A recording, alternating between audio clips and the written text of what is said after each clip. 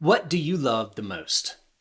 Of all the things in the world, what do you love the most? I ask this question all over the world as I travel with Passion Life. It's one of the questions that we routinely ask. And of course, I commonly get the good Christian answer. Well, of course, I love Jesus the most. I love God the most. Well, that is the correct answer, of course. But outside of Jesus, if you were to say, of all the things in this world that God has created, what do you love the most?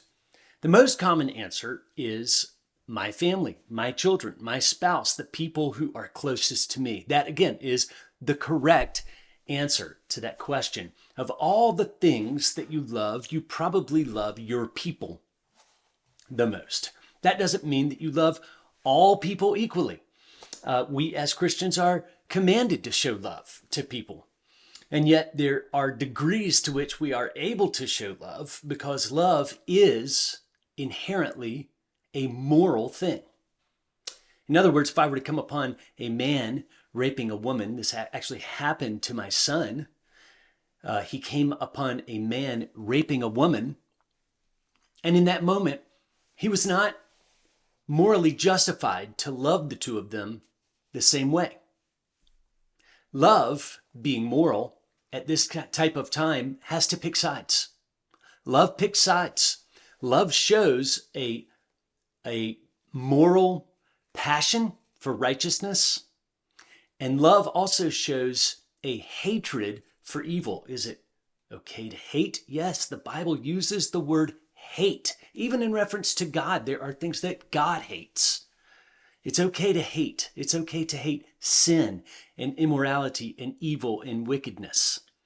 And so love, having an inherent moral component to it, requires that we pick sides.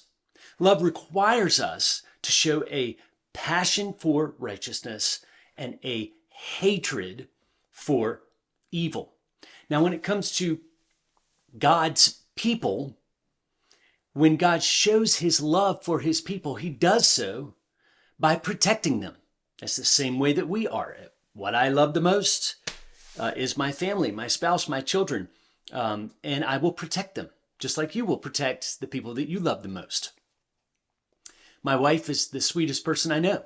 Everyone loves my wife. She's gentle and kind and compassionate and full of joy and cheer. But don't mess with her children, because she's going to become mama bear really fast. She will protect the things that she loves the most. God is the same way. What God loves the most, God protects the most. And he will, just like we are expected to, he will protect his innocent people.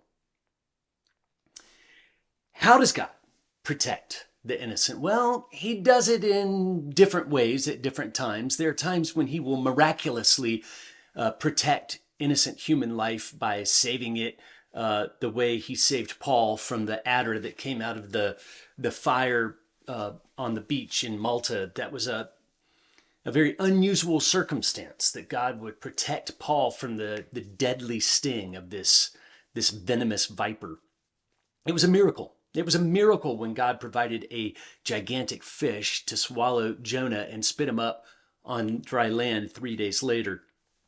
That is possible for God, but the normal way that God protects human life is through the giving of his law, his moral law. Now, civil governments are the same way. We make laws against driving on the sidewalk, for instance, because the government of the United States cares about its people and wants to protect its people from harm. And so we have a law that says you can't drive on the sidewalk, lest harm come to you. If you do that, you are in transgression of the law and you will be punished for it. And God is the same way. God gives his moral law to protect that which he loves most. And what he loves most is human beings, us, you, and me. Now, we're generally well familiar with the giving of the moral law that protects life. It's in God's top 10 list. It's actually the 6th commandment. It says you shall not commit murder. You shall not shed innocent blood. That is a prohibition. And because it is a prohibition, we would refer to that as a negative law. doesn't mean that the law is bad, doesn't mean that the law is wrong. We say it's a negative law because it is a prohibitive law. God is telling us what we are not allowed to do in Exodus 20, verse 13. Do not murder. That is a law that is stated in a negative way. No murdering. There is a positive corollary of that exact same law. It is called the Great Command. The scribes and the Pharisees came to Jesus and said, of all the laws, what's the most important? God said, love the Lord your God with all your heart and soul, and love your neighbor as yourself. That is the positive corollary of do not murder is love your neighbor. Jesus quoted it there in the book of Mark, I think in chapter 12. But Jesus is actually quoting from the Old Testament, quoting from Leviticus chapter 19, where God said, you shall love your neighbor as yourself. So we say that the Exodus law, do not murder, is a negative law because it prohibits. A prohibitive, negative law keeps blood from being shed. It prohibits the shedding of innocent blood. The positive corollary found in Mark and Leviticus, love your neighbor as yourself, takes love a step further. It not only prohibits murder, but it compels us to be proactive in our protection of the things that God loves the most. We are to show love proactively by loving our neighbor as ourselves. So this is a starting point for a conversation that is going to get pretty deep and entailed in different offshoots here in the next couple of lessons that I'm going to record. We're going to talk about what innocence means. Is there a such thing as innocence? What does it mean to shed innocent blood? But for now, I want to make sure that I impress upon you that God protects human life in various different ways, but the primary way is through the giving of his moral law. That is both negative and positive.